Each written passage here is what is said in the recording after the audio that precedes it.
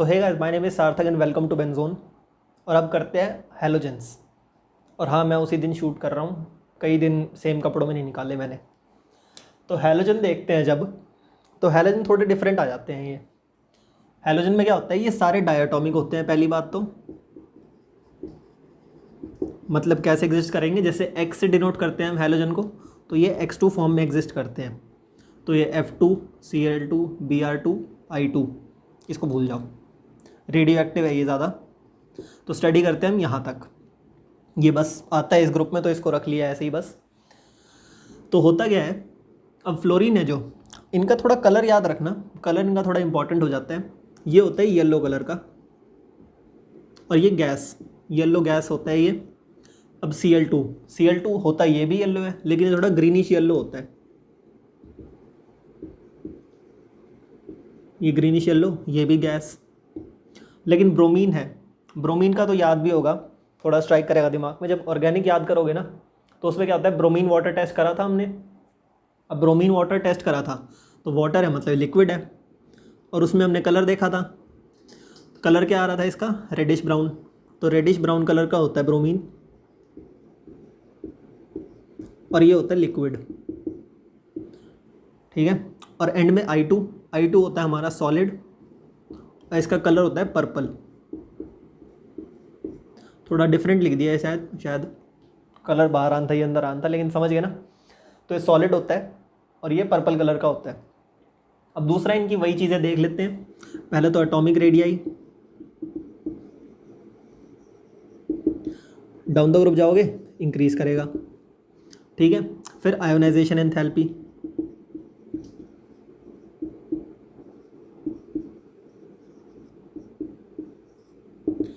इनका थोड़ा डिफरेंट है।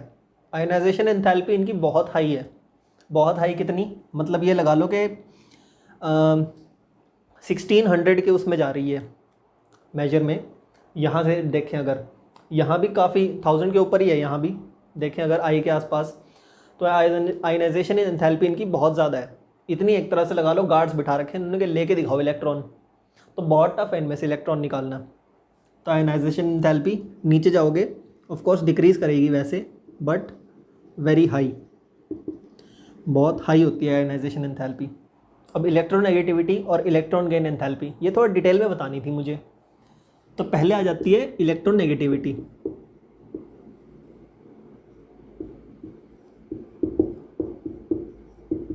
दूसरी आ जाती है इलेक्ट्रॉन गेन एंथैल्पी, ऐसे लिख लेते हैं। तो इलेक्ट्रोनेगेटिविटी देखें अगर इनकी, तो फ्लोरीन की होती है 4, इसकी होती है 2.7, ठीक है।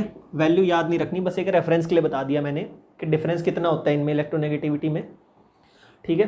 तो सबसे ज़्यादा इलेक्ट्रोनेगेटिव ग्रुप होता है ये, मतलब इलेक्ट्रॉन लेने की टेंडेंसी बहुत है इनकी। तो इलेक्ट्रोनेगेटिविटी डाउन द ग्रुप जाओगे डिक्रीज़ कर रही है फॉर श्योर। लेकिन इलेक्ट्रॉन गेन एंथैल्पी है जो, एक्चुअली इलेक्ट्रॉन लेने में कितनी एनर्जी चाहिए, कितनी एनर्जी रेडिएट करेंगे, वो डिफरेंट है। उसमें क्या ऑर्डर आता है, ये ऑर्डर मिलता है। अब भाई ऑब्जर्व क्या था कि फ्लोरीन की ज़्यादा होनी चाहिए, क्लोरीन की कम होनी चाहिए थोड़ी, यही एक्सपेक्टेड है। लेकिन यहाँ उल्टा हो जाता है ऑर्डर। उल्टा क्यों होता है, एक रियल लाइफ एग्जांपल से देखो। हमें क्या बोला जाता है कि 12th कर लो, मज़े हैं फिर आगे। लेकिन कुछ होते हैं हम में से समझदार होते हैं जिन्हें पता है कि मज़े नहीं हैं इतने, थोड़े बहुत हैं, लेकिन जितना बताया जाता है उतने नहीं हैं। तो यहाँ क्या होता है कि फ्लोरीन है बेचारा भोला सा बच्चा एक, ठीक है, जिसने मान लिया कि मज़े हैं आगे। अब उसके लिए क्या है 12th, उसके लिए ये है कि एक इलेक्ट्रॉन मिल जाए फिर तो मज़े ही हैं, ऑक्टेट पूरा हो जाएगा, मज़े हो जाएंगे, है ना, यही सोचता है ये। तो फ्लोरीन ने इलेक्ट्रॉन ले लिया, 12th कर ली इसने, लेकिन फिर दिक्कत क्या आई कि इसका साइज़ है 5 इलेक्ट्रॉन पहले से है ऑर्बिटल में, इसके 2p ऑर्बिटल है जो, एक और आ गया, 6 इलेक्ट्रॉन हो गए यहाँ पे। अब साइज़ छोटा है, ये मैनेज कर नहीं पाया इतना, तो क्या इंस्टेबिलिटी आ गई इसमें। तो उसलिए और एनर्जी देनी पड़ेगी थोड़ी, है ना। जितनी एनर्जी है, मान लो x एनर्जी रेडिएट करता है, तो x में से कुछ y एनर्जी माइनस करी हमने, जो किस में गई, इसको स्टेबल बनाने में, इसकी स्टेबिलिटी में गई वो एनर्जी। दूसरी तरफ क्लोरीन देखो, ये क्लोरीन है, ये इसका ऑर्बिटल है, बड़ा ऑर्बिटल है, क्योंकि यहाँ पे d ऑर्बिटल आ जाता है ना, थर्ड ऑर्बिटल तो काफ़ी बड़ा हो जाता है। अब इसमें क्या होगा, इसमें भी यही लगा लो, 5 इलेक्ट्रॉन है, छठा आएगा, छठा आ गया। अब देख रहे हो इसमें कितने पास पास हैं, इसमें दूर दूर हैं। अब दूर हैं ये, तो इसमें रिपल्जन नहीं हो रही, यहाँ रिपल्जन हो गई, यहाँ नहीं हो रही। तो ये जितनी एनर्जी रेडिएट करेगा ना, मान लो इसने x1 करी है, पता नहीं मैथ में भी घुसते जा रहे हैं हम, लेकिन देख लो इसने x1 करी, तो इसको स्टेबल बनाने में कुछ एनर्जी नहीं लगानी पड़ रही। ठीक है, इसने इलेक्ट्रॉन लिया, आराम से बन गया ये कंपाउंड, एलिमेंट पूरा हो गया, कंपाउंड नहीं बना ऐसे। आगे देखो, आगे ब्रोमीन है और आयोडीन है। अब इसमें थोड़ी और एनर्जी कम लगती है, मतलब कम मिलती है। क्यों? क्योंकि ये इनका न्यूक्लियस है और ये बड़ा सा ऑर्बिटल है इनका, जहाँ पे इलेक्ट्रॉन घूम रहे हैं बहुत सारे। अब ये जो न्यूक्लियस है यही तो अट्रैक्ट करेगा ना इलेक्ट्रॉन को, ये पॉजिटिव चार्ज, वही नेगेटिव खींच के लाएगा। अब इतना बड़ा डिस्टेंस है जब, तो एक नेगेटिव इलेक्ट्रॉन खींचने में एनर्जी चाहिए कुछ, अपने आराम से तो आएगा नहीं ऐसे। तो इनकी इलेक्ट्रॉन गेन एंथैल्पी है जो, वो और कम होती रहती है, तो हाईएस्ट हो जाती है क्लोरीन की। ठीक है, याद रखना। थोड़ा सा कहाँ कन्फ्यूजन हो सकता है, जो हमने ऑक्सीजन का देखा था उसमें क्या है, ऑक्सीजन को उठा के बिल्कुल एंड में फेंक दिया था, है ना, लेकिन यहाँ पे फ्लोरीन सिर्फ सेकंड पे आ रहा है, क्लोरीन फर्स्ट पे है, बाकी ऑर्डर सेम है। तो ये डिफरेंस आता है बस यहाँ पे। अब देखो आगे कंपाउंड्स की प्रॉपर्टीज़ करते हैं इसकी। तो पहले आते हैं हाइड्राइड्स, और ये तो हम पहले से देखते आ रहे हैं, है ना, फेमिलियर से हैं, थोड़े ऑर्गेनिक में बहुत देखे हैं ये, लेकिन प्रॉपर्टीज़ नहीं देखी इसकी। तो प्रॉपर्टीज़ में पहले देखते हैं मेल्टिंग पॉइंट, और यहाँ पे थोड़ी उल्टी सीधी प्रॉपर्टीज़ है और इसका खास कुछ रीज़न नहीं मिल पा रहा मेरे को, तो रीज़न नहीं मिल पा रहा, लेकिन प्रॉपर्टीज़ देख लो। ये ऐसे है कि ज़्यादा मेल्टिंग पॉइंट HI का है, फिर HF का है। ठीक है, इसके बाद आते हैं BrCl, थोड़ा ऊपर लिख देते हैं, HI फिर HF फिर HBr फिर HCl, ये ट्रेंड है। लेकिन बॉइलिंग पॉइंट में अब यहाँ तो हमें थोड़ा समझ आता है कि चलो इसका ज़्यादा है क्योंकि ये सॉलिड था, मेल्टिंग पॉइंट ज़्यादा है, इसका ज़्यादा है मेल्टिंग पॉइंट क्योंकि वही इसमें हाइड्रोजन बॉन्डिंग हो रही है, फिर आगे BrCl। ठीक है, बॉइलिंग पॉइंट में लेकिन क्या होता है, ये हो गया मेल्टिंग पॉइंट का। बॉइलिंग पॉइंट में पहले आ जाता है HF, फिर HI, फिर HBr, फिर HCl, ये इनका बॉइलिंग पॉइंट होता है। तो याद रख लेना, बस यही दोनों इंटरचेंज हो रहे हैं मेल्टिंग पॉइंट में और बॉइलिंग पॉइंट में। मेन तुम्हें याद किससे रखना है, याद रखने का बताता हूँ तरीका, रट्टा मारना एक तरह से, ये देख लो बस कि मेल्टिंग पॉइंट में अब मेल्ट कौन होगा, जो सॉलिड है ना। तो सॉलिड वाला, सॉलिड कौन सा था, आयोडीन सॉलिड था ना हमारा, I2 सॉलिड था, तो उसको पहले रख दो, आयोडीन वाला HI पहले रख दिया। ठीक है, बॉइलिंग पॉइंट में बस चेंज कर देने हैं पहले दो।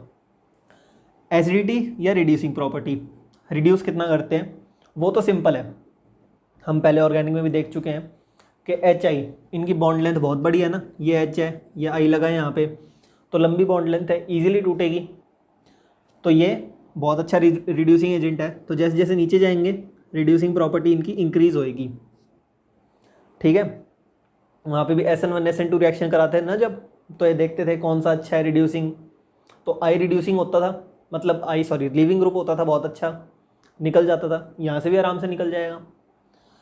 तो ऐसे इनका ऑर्डर होता है। ये सबसे मुश्किल से निकलेगा क्योंकि इसमें हाइड्रोजन बॉन्डिंग हो रही है, स्ट्रॉन्ग होती है वो। थर्मल स्टेबिलिटी के हीट देंगे तो सबसे पहले कौन सा डिसइंटीग्रेट होगा, ये भी डाउन द ग्रुप जाओगे इंक्रीज़ करेगा। क्यों, ये भाई लंबी बॉन्ड लेंथ है, थोड़ी सी हीट लगाओ टूट जाएगी, ये नहीं टूटेगी, ऊपर जाते रहोगे, तो इनको ज़्यादा हीट चाहिए, थर्मल स्टेबिलिटी डिक्रीज़ करेगी, स्टेबिलिटी वो डिक्रीज़ करेगी, ये स्टेबल नहीं है, लेकिन जो हीट रिक्वायर्ड है वो डिक्रीज़ करेगी। ठीक है, फिर है बॉन्ड स्ट्रेंथ, कि बॉन्ड में स्ट्रेंथ कितनी है, बॉन्ड स्ट्रेंथ से भी क्वेश्चन आ रखा है पहले, इसलिए इंक्लूड कर लिया इसको भी। बॉन्ड स्ट्रेंथ, सबसे लंबी बॉन्ड है, बॉन्ड जितनी लंबी होती है उतनी वीक होती है, तो बॉन्ड स्ट्रेंथ भी नीचे जाओगे डिक्रीज़ करेगी। ठीक है, आगे देखते हैं इसके ऑक्साइड्स। ऑक्साइड्स में फ्लोरीन 2 बनाता है सिर्फ, OF2 और O2F2। ठीक है, ज़्यादा ये पंगे नहीं लेता इधर उधर, लेकिन जो बाकी ऑक्साइड्स होते हैं, ऑक्साइड्स फॉर रेस्ट, बाकी जितने हैलोजन होते हैं वो बनाते हैं +1 से +7 तक की ऑक्सीडेशन स्टेट के, अब +7 का एक एग्जांपल है मेरे पास, HClO4, इसको परक्लोरिक एसिड कहते हैं। तो ये +7 स्टेट का एग्जांपल है, यहाँ पे क्लोरीन में +7 ऑक्सीडेशन स्टेट है। ठीक है, ये देखोगे यहाँ से -8 +1, इसका +7 आ रहा है ऑक्सीडेशन स्टेट। तो इसकी भी रिएक्शन दे रखी है PDF में, वहाँ देख लेना। फिर आते हैं मेटल्स। तो अब ये हैलोजन है, हैलोजन को क्या चाहिए, इलेक्ट्रॉन चाहिए। तो इलेक्ट्रॉन का सबसे बेस्ट सोर्स क्या है, वो तो भूल ही गए थे, मेटल। वो तो रेडी लेके बैठे इलेक्ट्रॉन की, लो भाई ले जाओ, और ये रेडी बैठे हैं लेने के लिए इलेक्ट्रॉन। तो मोस्टली इनकी क्या बॉन्ड बनती है, MX टाइप से बनते हैं ना, है ना। NaCl बनता है, KCl बनता है, NaBr। लेकिन और भी मेटल्स के साथ बनते हैं, जैसे एग्जांपल सबसे पहला आता है FeCl3, FeCl2, PbCl2। तो ये मिक्स ऑक्साइड भी बनते हैं कुछ। तो जो और ऑक्सीडेशन स्टेट्स होती हैं +2 +3 +4, उनके साथ भी ये क्लोराइड बनते हैं, मतलब मेटल क्लोराइड बन जाते हैं। तो बाकी रिएक्शंस हैं PDF में, जो जिस रिएक्शन का थोड़ा एक्सप्लेनेशन चाहिए उसका साथ में लिख दिया एक्सप्लेनेशन मैंने। और इस पार्ट में जो हैलोजन है इसमें सारा इंपॉर्टेंट है। जैसे बाकी में तो मैंने ट्रेंड बता दिया ना कि पहले ये कर लो फिर ये प्रायोरिटी इसको दो। इसमें कुछ नहीं कह सकते कि इसको प्रायोरिटी देनी है, क्योंकि क्वेश्चन इतने सारे आ रखे हैं ना इससे। तो एक तो ये पार्ट हैलोजन और एक नोबल गैस, तो इनसे बहुत सारे क्वेश्चन आए हैं, तो ये हमें पूरा करना पड़ेगा। नाइट्रोजन और ऑक्सीजन फैमिली में हम थोड़ा पार्शियलिटी कर सकते हैं, पहले ये कर लिया, इसको कम प्रेफरेंस दे दी, लेकिन यहाँ सारा करना है हमें। तो अब लगे हाथ, अब जैसे जल्दी ख़त्म हो गया जैसे हैलोजन पार्ट हमारा, तो लगे नोबल गैस भी कर ही लेते हैं। अब नोबल गैस में अगर हम पिछले वाले ट्रेंड के हिसाब से चलें तो पहले तो हम ये दो चीज़ें देखते हैं, लेकिन नोबल गैस में पहले तुम्हारी हिम्मत कैसे हुई ये पूछने की, क्या बोला तूने? लेकिन चलो फिर भी बता देते हैं। एक चीज़ याद कर लो, वेरी हाई। और इलेक्ट्रॉन गेन एंथैल्पी भी क्या होती है, बाकी कंपाउंड में क्या होता है, उनको इलेक्ट्रॉन देते हैं, वो एनर्जी रेडिएट करते हैं, खुश होते हैं। ये क्या करते हैं, इनकी होती है पॉजिटिव, मतलब इनको इलेक्ट्रॉन देना है ना, तो साथ में एनर्जी भी दो, तब ये इलेक्ट्रॉन एक्सेप्ट करते हैं।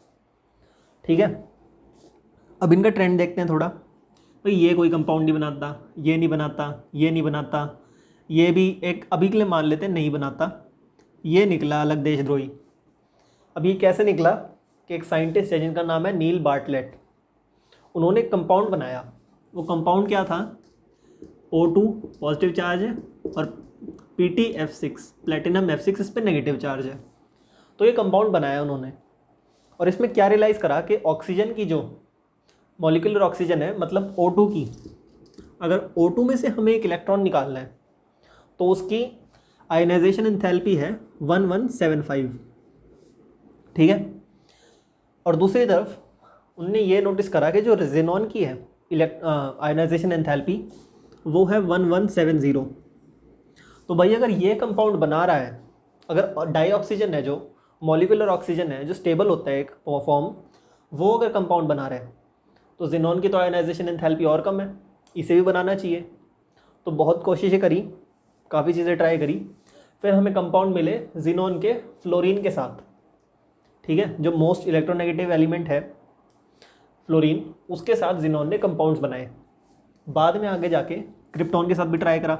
अब ये क्रॉस हटा देते हैं, क्रिप्टॉन का KrF2 ये हमें मिला, KrF2 करके एक कंपाउंड मिला सिर्फ क्रिप्टॉन का। रेडॉन का भी, इसका भी देखें अगर तो RnF2 ये बना था, लेकिन ये स्टेबलाइज नहीं हो पाया, रेडियो एक्टिव है ना। ये तो एक तरह से इन्होंने सिक लीव ले रखी है सबने नीचे वालों ने कि भाई हम रेडियो एक्टिव हैं, हम कुछ नहीं करेंगे। लेकिन इसका भी एक कंपाउंड बना, लेकिन स्टेबल नहीं था, ये बहुत कम टाइम के लिए बना। हम मेन स्टडी करेंगे इसकी, जेनॉन को पढ़ेंगे। तो अब जेनॉन का एक तरह से स्ट्रक्चर देखते हैं थोड़ा। कितने 8 इलेक्ट्रॉन है इसमें, तो एक तरह से 8 बॉन्ड बनाने कैपेबल है ये, लेकिन 8 नहीं बनाता, ये थोड़ी कम बनाता है। एक लोन पेयर बचता है इसमें हमेशा। ठीक है, जितने कंपाउंड बनेंगे उसमें एक लोन पेयर बचेगा इसका। तो पहला जो करा हमने रिएक्शन, तो पहले उसमें जेनॉन एक्सेस लिया। अब हमारे पास चीज़ें दो ही हैं, एक जेनॉन एक फ्लोरीन, तो उसी की रेशो कम ज़्यादा करके बनाते हैं इसमें। तो पहले केस में लेट करते हैं जेनॉन ज़्यादा है, एक्सेस है, फ्लोरीन कम है। हमने कुछ कंडीशंस लगाई यहाँ पे, और उससे हमें XeF2 मिला। अब एक चीज़ और ध्यान रखना, जितने कंपाउंड बनेंगे ना इनका स्ट्रक्चर देख लेना एक बार, बताऊंगा स्ट्रक्चर में करके दिखाऊंगा एक बार, याद रखना स्ट्रक्चर थोड़े इंपॉर्टेंट हैं। और अगर तुमने केमिकल बॉन्डिंग पढ़ी है क्लास 11th में तो ये स्ट्रक्चर 1 मिनट का भी काम नहीं है, मतलब तुम बैठे बैठे बना सकते हो पेपर में, याद करने की भी ज़रूरत नहीं है। दूसरे में लिया, दूसरा केस क्या करा 1:5। अब इसमें बहुत ज़्यादा है जिनोन, मतलब ये लगा लो बहुत सारा जिनोन लेके उसमें फ्लोरीन डाल रहे हैं थोड़ा सा, इस टाइप का केस है। लेकिन यहाँ रेशो थोड़ी कंपेरेबल है ना, 1:5 है। 1:5 के केस में क्या बना XeF4, ठीक है।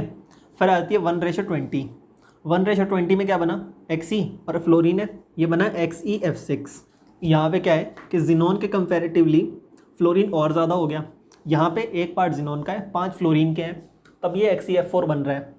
लेकिन यहाँ पे कंडीशंस बहुत ज़्यादा चाहिए, थोड़ी विग्रस हो गई कंडीशंस, देख रहे हो टेम्परेचर कम हुआ है लेकिन प्रेशर बहुत ज़्यादा लगा, 60 to 70 बार का प्रेशर लगा, तब जाके कंपाउंड बना, ठीक है। लेकिन ये कंपाउंड की हमें एक बात पता चली, ये वाटर के या मॉइस्चर के काफ़ी रिएक्टिव है।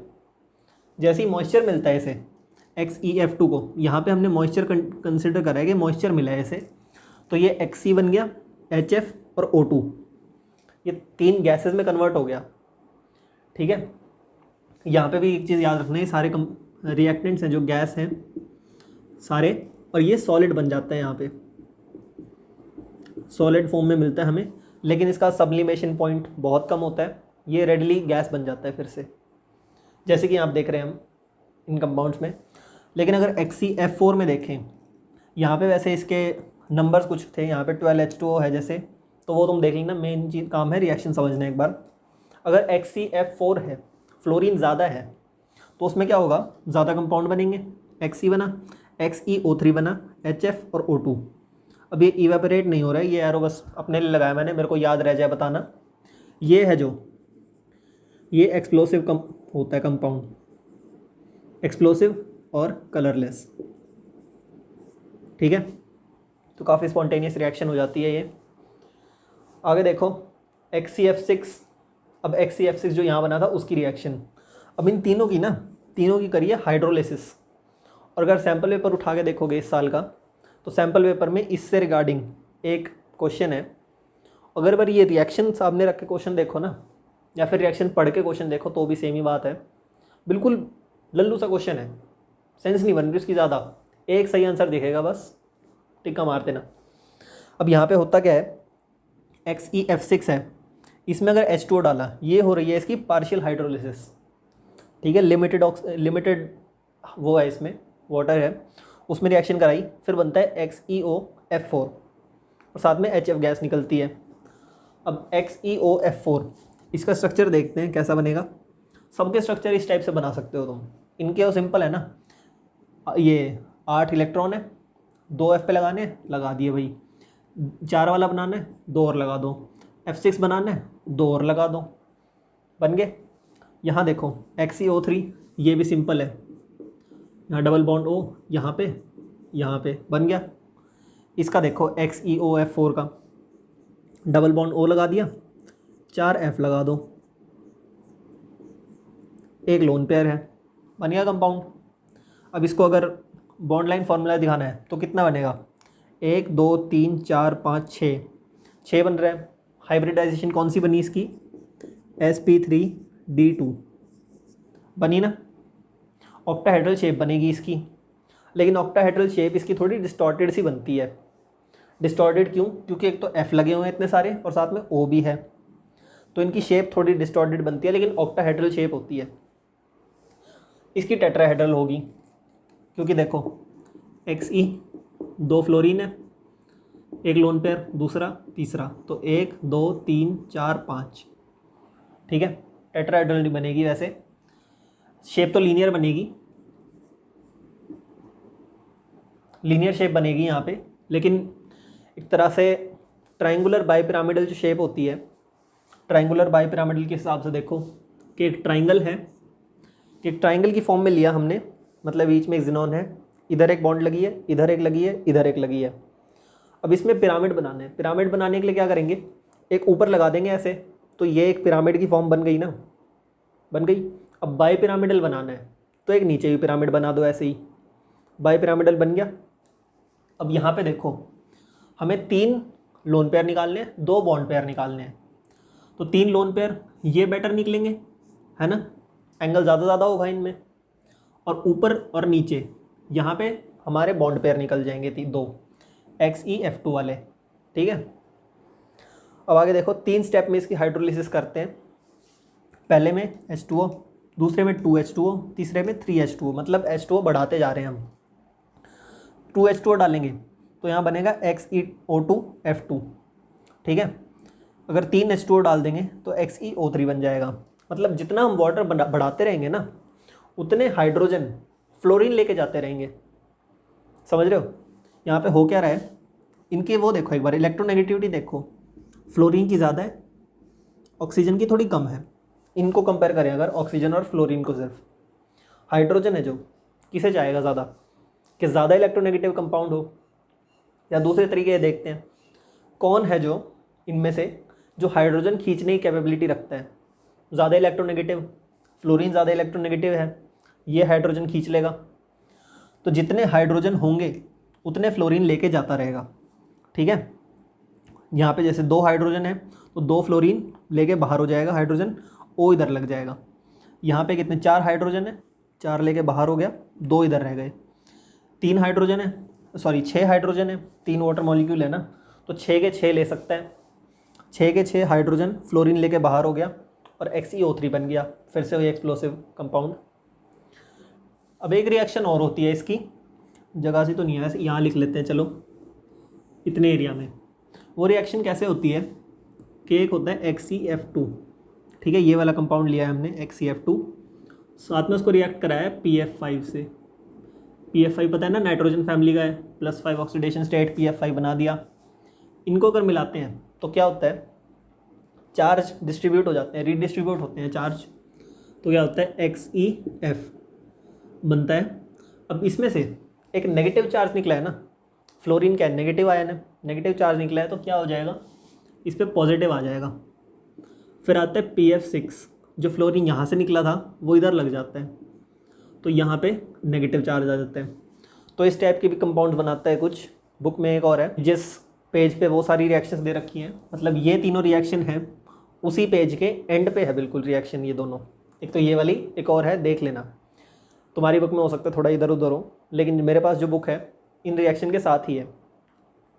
तो अब इसमें क्या याद रखना है इन कंपाउंड्स को करते हुए, पहली ये रिएक्शंस, ठीक है, कि इसमें कितने H2O मॉलिक्यूल डालने में कौन से वाला कंपाउंड बन रहा है, ठीक है। पार्शियल हाइड्रोलिसिस इसे भी कहते हैं, इसे भी कहते हैं, दोनों पार्शियल है, लेकिन हमें देखना है एंड प्रोडक्ट क्या मिल रहा है हमें, ठीक है, उसके अकॉर्डिंग रिएक्शन देखनी है कौन से वाली लगानी है।